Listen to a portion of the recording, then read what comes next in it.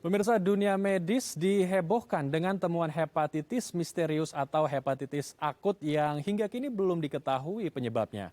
Dokter spesialis anak RSUD Kramat Jati mengimbau agar sedini mungkin memeriksa kondisi anak ketika ditemukan ada ciri-ciri penyakit tersebut.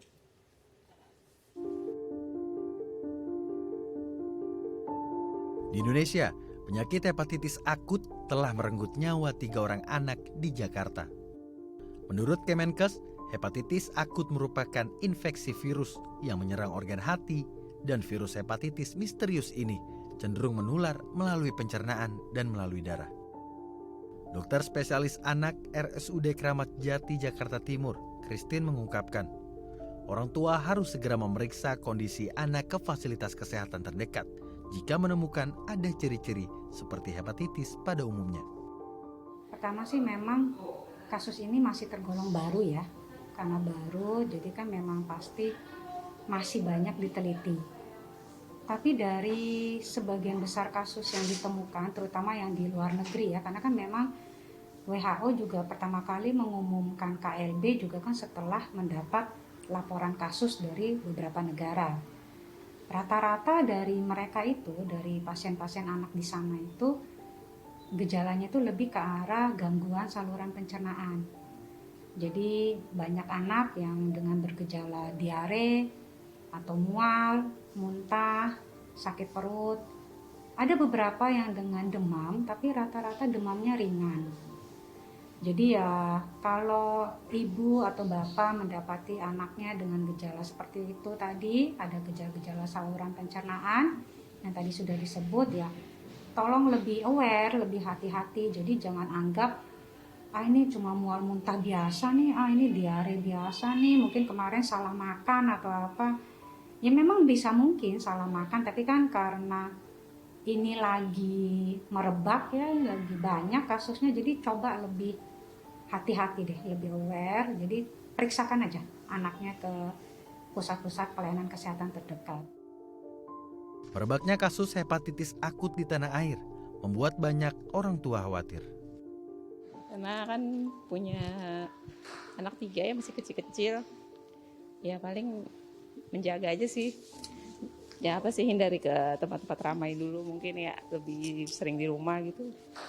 Terus kayak di rumah tuh sering-sering cuci tangan. Saya khawatir juga ya, cuma kan belum tahu cirinya seperti apa gitu. Kalau pencegahan saya mungkin karena dari COVID aja cuci tangan itu aja ya, cuci tangan, masker. Cuma lainnya saya kurang tahu itu penyebabnya apa. Ibunya ya mungkin ya. Kalau ibu itu emang khawatir terlalu tinggi. Jadi anak sakit apa dia langsung puskesmas, langsung itu aja. Jadi kalau udah agak panas saya langsung puskesmas bawa, langsung periksa dia. Organisasi Kesehatan WHO menyatakan, hepatitis akut yang belum jelas penyebabnya dikategorikan sebagai kejadian luar biasa. Ada 20 negara di dunia yang tengah mengalami lonjakan kasus dengan total sebanyak 228 kasus. Pihak otoritas kesehatan di seluruh dunia juga tengah menyelidiki peningkatan misterius dalam kasus hepatitis akut pada anak-anak karena telah menelan korban jiwa. Dari Jakarta, Akbar Ramadan, Angga Fredeson, DAI TV. Ya, saat ini di Indonesia sudah ada 3 kasus temuan hepatitis akut pada anak. Dan untuk mengetahui serta membahasnya lebih lanjut, kita telah bersama dengan Ibu Siti Nadia Tarmizi, selaku Direktur Pencegahan dan Pengendalian Penyakit Menular Kementerian Kesehatan Republik Indonesia. Selamat siang Ibu Nadia, apa kabar? Selamat siang, minal aidin wal faizin, mohon maaf lahir batin. Minal aidin wal faizin, mohon maaf lahir dan batin. Bu Nadia, kita langsung saja berdiskusi mengenai persoalan yang sangat menjadi perhatian masyarakat, yaitu adanya hepatitis misterius atau hepatitis akut. Ini di dunia sudah ditemukan 228 anak yang terjangkit virus atau penyakit tersebut. Dan tadi juga di tayangan disebutkan bahwa WHO atau Organisasi Kesehatan Dunia sudah menetapkan persoalan ini atau kejadian ini menjadi KLB atau kejadian luar biasa. Dan di Indonesia sendiri sudah ada 3 anak yang terjangkit virus tersebut dan telah meninggal dunia. Kami ingin mengonfirmasi Bu Nadia, apakah 3 anak tersebut betul-betul meninggal disebabkan karena hepatitis akut atau karena anak-anak tersebut memiliki komorbid atau kondisi imunnya yang sedang lemah? Ya, jadi ketiga anak yang kita umumkan ya pada hari Minggu yang lalu yang diduga ini memiliki gejala-gejala seperti hepatitis akut berat ya. Dan selanjutnya kita sudah melakukan beberapa pemeriksaan, yaitu seperti diketahui bahwa WHO mencaratkan untuk menggolongkan sebuah penyakit itu hepatitis akut berat yang saat ini sudah dinyatakan sebagai kejadian luar biasa dan dimonitor, harus dipastikan tidak ada varian ataupun jenis virus hepatitis ya, A, B, C, D, dan E yang sudah kita ketahui sejak lama. Nah, jadi kalau dari hasil pemeriksaan yang sampai saat ini sudah kita lakukan, ketiga kasus anak yang meninggal ini memang tidak ditemukan virus A, B, C, D, dan kita masih menunggu ya hasil untuk pemeriksaan hepatitis E dan pemeriksaan jenis virus penyebab hepatitis lainnya termasuk adenovirus. Jadi oleh karena itu sesuai dengan kondisi tersebut ketiga anak tadi itu kita golongkan sebagai pending klasifikasi sesuai penamaan dari WHO. Nah, apakah dia memiliki penyakit bawaan? Hanya satu saja dari anak yang usia 8 tahun itu yang dalam penyelidikan epidemiologi kita dikatakan tahun lalu pernah dirawat dengan kondisi sakit berat karena memang penyakit bawaannya yang dideritanya. Nah, kemudian mendapatkan penularan dan memiliki gejala-gejala seperti hepatitis akut berat tersebut. Apa indikasi 3 anak tersebut meninggal dunia? Apakah karena keterlambatan penanganan atau ya memang karena kondisi anak tersebut imunitasnya memang sedang rendah atau lemah sekali? Ya, sebenarnya anak ini tidak memiliki kelainan imunitas ya, ya. Jadi memang kita tahu bahwa hepatitis akut berat ini mengapa kemudian menjadi kewaspadaan dari WHO dikarenakan memang pertama dia penyakit baru yang belum diketahui penyebab virusnya, tetapi memiliki gejala-gejala klinis yang sama seperti hepatitis, tapi yang membedakannya dia cepat sekali terjadi perburukan. Bahkan anak tersebut bisa sampai dengan harus melakukan transplantasi hati dan memang dilaporkan ada 1 kasus kematian.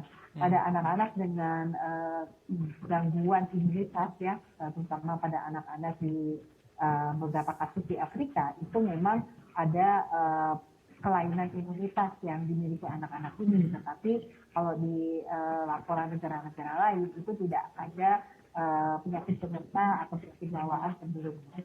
Jadi yang membedakan adalah karena virusnya baru, penyakitnya baru, dan membawa untuk menjadi gawat atau menjadi berat itu cepat dalam kurun waktu 10 sampai 14 hari.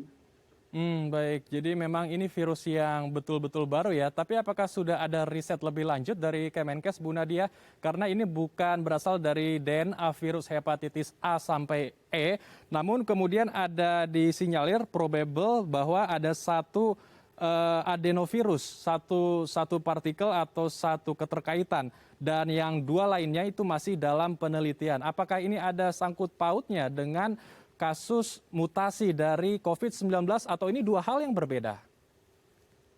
Ya, jadi hepatitis akut berat ini adalah 2 hal yang berbeda ya Mas Yanto, karena satu disebabkan virus SARS-CoV-2, yang kedua adalah disebabkan oleh virus hepatitis. Memang ada yang menghubungkan, walaupun sudah dikatakan oleh WHO ini adalah informasi yang tidak berdasarkan fakta. Kita tahu ada satu jenis platform vaksin yang menggunakan yang kita sebut sebagai virus adenovirus pada pembuatan vaksin tersebut. Tetapi ini jenis adenovirus ini hampir ada 50 variannya. Jadi varian yang digunakan untuk membuat vaksin COVID-19 itu pertama berbeda dengan varian yang kita temukan sebagai penyebab virus ataupun infeksi hepatitis akut berat ini. Yang kedua adalah pada saat proses untuk menjadikan vaksin, kita tahu bahwa virus ini sudah dimatikan ya, sehingga dipastikan dia tidak akan menginduksi ataupun menyebabkan munculnya penyakit pada orang yang akan menerima vaksin dengan pembawa virus adenovirus tersebut. Yang ketiga, tadi jenis vaksin yang berbeda. Dan yang keempat, kejadian daripada hepatitis akut berat ini terutama menyerang pada anak-anak yang memang belum tepat ataupun belum eligible ya, atau memenuhi syarat untuk mendapatkan vaksin.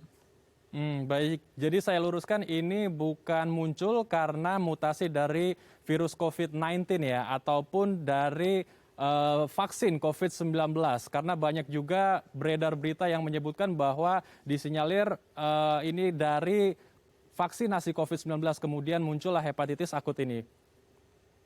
Ya, jadi kami bisa pastikan tidak ada hubungannya antara vaksinasi COVID-19 dengan munculnya penyakit hepatitis akut berat ini. Karena tadi yang menjadi concern WHO adalah kelompok rentan yang banyak terinfeksi atau tertularnya adalah pada anak-anak yang rata-rata usianya kurang dari 6 tahun. Nah, anak-anak kurang 6 tahun ini rata-rata belum mendapatkan vaksinasi COVID-19.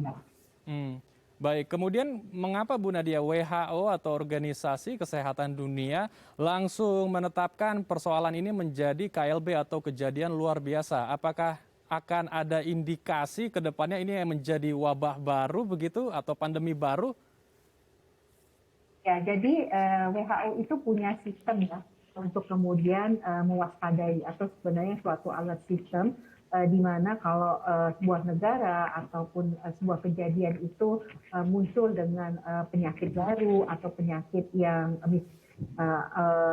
cukup aneh ataupun muncul dengan penyebab yang belum diketahui, itu yang dikategorikan sebagai penyakit yang harus diwaspadai atau ini merupakan sebenarnya suatu alert system ya. Kalau kita lihat dikategorikan sebagai disease outbreak system ya kalau kita lihat. Nah, ini tentunya menjadi penting sebagai alert kita bersama untuk mencegah terjadinya perluasan penyakit tersebut. Selama masa pandemi sebenarnya sudah ada 11 penyakit ya yang sudah dilaporkan oleh berbagai negara dan juga meluas lebih dari satu negara. Tetapi kemudian penyakit-penyakit ini terus dilakukan monitoring oleh WHO dan juga terus disampaikan kepada berbagai negara untuk negara-negara masing-masing melakukan pemantauan terhadap kasus-kasus ini. Nah, untuk hepatitis akut berat ini kemudian dinyatakan sebagai KLB karena kita tahu sejak WHO menerima laporan pada tanggal 12 April yang lalu dari Inggris Raya dan juga Irlandia, kemudian menetapkannya menjadi kejadian luar biasa. Setelah itu kita ketahui hampir 20 negara melaporkan ada kasus ini dan sudah sebanyak lebih dari 230 kasus hepatitis akut berat yang ditemukan. Nah, tentunya karena kita tahu bahwa yang namanya hepatitis A ya, yang sering menimbulkan kejadian luar biasa, terutama kalau kita lihat kan karena sakit kuning biasanya dikenal oleh masyarakat ya. Nah, itu cepat sekali menular ya, misalnya oleh karena itu menjadi kewaspadaan. Terutama mengapa? Karena kita belum tahu penyebab daripada hepatitis ini, sehingga perlu ditingkatkan kewaspadaan kita terhadap penyakit tersebut untuk mencegah perluasan karena dia lebih cepat menular melalui makanan, dan yang kedua adalah jangan sampai case fatality rate-nya itu meningkat. Baik, ini jadi harus kita waspadai bersama ya. Tapi apa yang harus kita waspadai, yang harus kita ketahui ketika anak sudah ada gejala-gejala dari hepatitis akut ini? Tapi ditahan dulu Bu Nadia karena kita akan bahas usai jeda. Baik pemirsa, kita akan masih melanjutkan perbincangan seputar kasus hepatitis misterius atau hepatitis akut yang menyerang anak-anak. Tetap bersama kami di Halo Indonesia.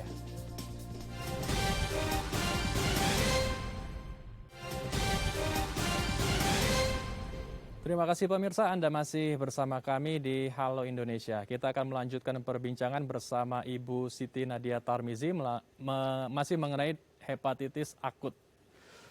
Bu Nadia melanjutkan perbincangan di segmen sebelumnya, pertanyaan saya di segmen sebelumnya agar bisa meningkatkan kewaspadaan terutama bagi orang tua ya. Apa saja sebetulnya gejala-gejala awal atau indikator-indikator awal ketika anak sudah terjangkit hepatitis akut? Ya, karena sebenarnya kan hepatitis ini penyakit yang sudah dikenal masyarakat ya, Mas Andi ya, bahwa kita tahu juga sering demam kuning ya yang dikatakan oleh masyarakat. Jadi biasanya paling mudah mengenalinya itu seseorang yang kemudian mata atau kulitnya berwarna kuning. Tapi sebenarnya itu sudah stadium yang lebih lanjut ya dari infeksi hati ini. Jadi karena dia adalah suatu infeksi yang terjadi pada saluran cerna dan juga bisa mengenai saluran pernapasan, maka gejala yang muncul di awal itu cenderung adalah berupa saluran cerna, yaitu mual, muntah, ya, diare yang dapat disertai dengan demam. Pada kondisi yang lebih lanjut, itu tadi kita bisa melihat bahwa mata dan juga kulit, terutama telapak tangan ya, terlihat seperti berwarna kuning seperti itu. Dan kalau yang lebih mudah lagi untuk mendeteksinya, kalau kita lihat buang air kecil kita itu berwarna kuning, BAB kita pun juga berwarna lebih pucat, ya, menjadi putih seperti dempul. Ya. Pada kondisi yang lebih serius bisa disertai dengan kejang-kejang, ya, bahkan ada perdarahan serta penurunan kesadaran. Nah, yang jadi penting bagi para orang tua, pertama karena ini virusnya hepatitis. Jadi pastikan anak-anak kita, terutama anak-anak yang di bawah usia 1 tahun, sudah melengkapi vaksinasi hepatitis yang ada selama ini diberikan di dalam program nasional. Kita tahu bahwa anak-anak kan mendapatkan vaksin hepatitis ya, selama ini. Nah, tentunya yang orang tuanya belum mendapatkan atau memberikan vaksinasi hepatitis kepada anaknya untuk segera mendapatkan vaksinasi hepatitis tersebut. Nah, kita kan bulan depan akan melaksanakan bulan imunisasi anak sekolah ya, atau bulan imunisasi anak nasional, di mana salah satunya adalah mengejar vaksinasi, termasuk vaksinasi hepatitis di dalam imunisasi dasar lengkap itu. Kemudian yang kedua adalah tadi mengenali tanda. Nah, ini tadi kan kita karena mudik, karena berkumpul dengan keluarga besar, juga di dalam perjalanan kan biasanya lama ya misalnya, jadi seringkali mungkin orang tua membiarkan anaknya jajan atau membeli makanan di restoran ataupun di penjajah makanan. Nah, oleh karena itu jadi penting nih, satu, cuci tangan. Personal higiene sanitasi harus tetap diterapkan. Yang kedua adalah memastikan kita membeli makanan dari pengelola atau penjual makanan yang memang betul-betul terlihat bersih ya, jadi jangan sembarangan jajan. Jangan gunakan alat makan bersama, gunakan alat makan sendiri-sendiri. Karena penularan itu bisa terjadi secara melalui makanan.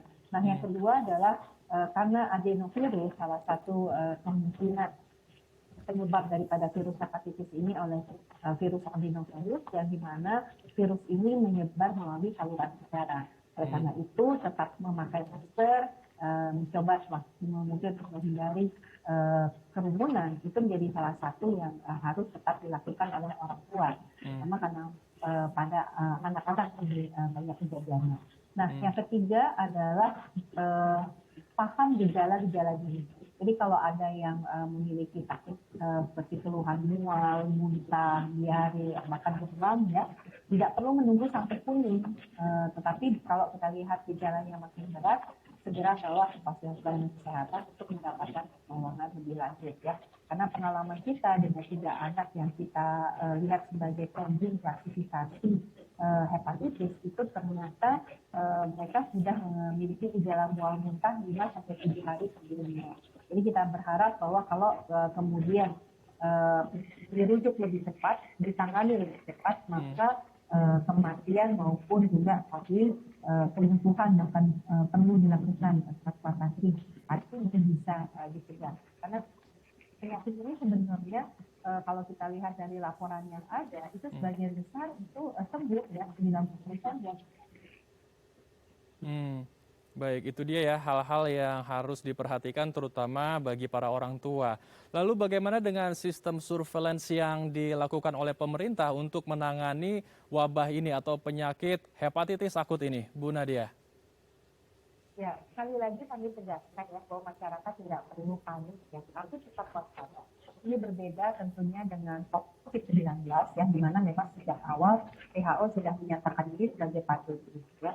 Nah, jadi tentunya mengapa ini harus kita waspadai karena pola penularan ini adalah melalui makanan. Kita tahu ini juga sangat beresiko ya, sama seperti penularan melalui pernapasan ataupun melalui airborne seperti pada COVID. Nah, artinya kondisi-kondisi ini dari sisi pemerintah kita melakukan penyiapan fasilitas masyarakat. Selain tadi edukasi yang terus-menerus kita sampaikan kepada masyarakat, karena tanpa keterlibatan daripada masyarakat, para orang tua untuk mengenali gejala lebih dini, pasti akan sangat sulit ya untuk mendeteksi kasus-kasus tersebut.